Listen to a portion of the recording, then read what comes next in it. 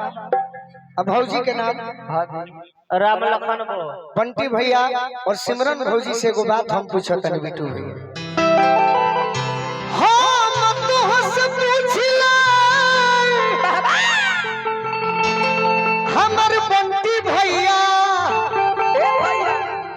औरी हमरो अरे सिमरन भौजी हो ए ला ला ला ए ला ला ला कोनी बरत ऐसन अरे कइलू तो सुनर भलवा अरे पावलू है ए ला ला ला कोनी बरत ऐसन कइलू तो सुनर भलवा पावलू ए ला ला ला कोनी बरत ऐसन कइलू तो सुनर भलवा पावलू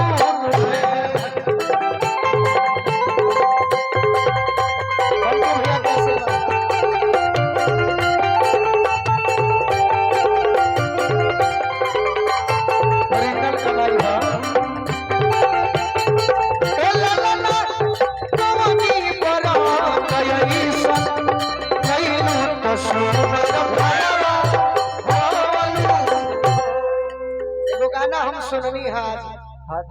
रे दादा मन गदगद हो गइल है बिटू भैया। हम जितना अनुभव पौले बानी नु अपना जीवन में केहू ना पौले सही चंदन के छोड़ के हम नाच उतना देखले बानी गीत सुने जाई लोग कहले के नाच दिखावा हो बाबूजी पीछे से बेल्ट खोल के रेडी हां हां तनिको रेवटी में चल गेलो तो बेल्ट गिर जाए। गीत कितना सुंदर अरे फूल तुम्हें भेजा है खत में फूल नहीं मेरा दिल है फूल तुम्हें भेजा है खत में फूल नहीं मेरा दिल है लौट के आजा ए मेरा दिल है फूल तुम्हें भेजा है खत में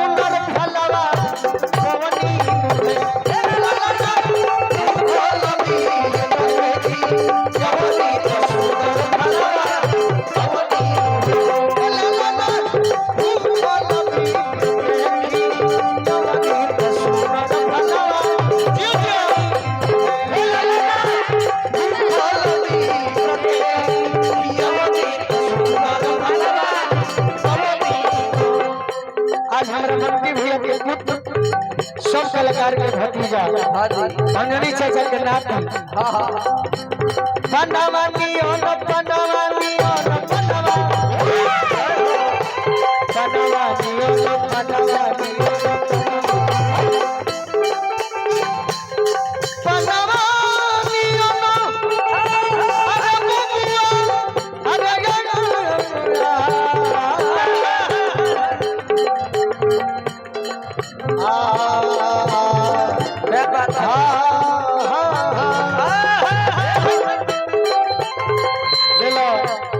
अभी ले लो बिट्टू भैया के आशीर्वाद हो वही बा ईमानदारी से गई तो ढेर मिली हाँ जी चोरावे के मत सीखो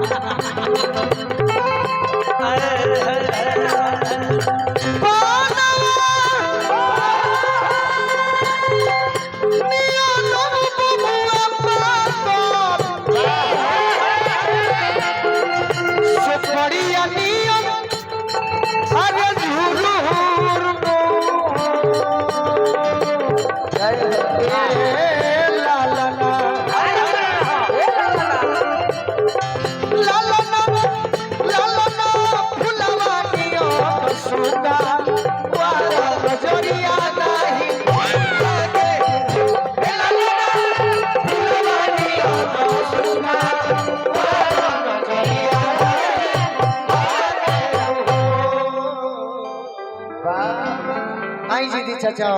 आई अपन पर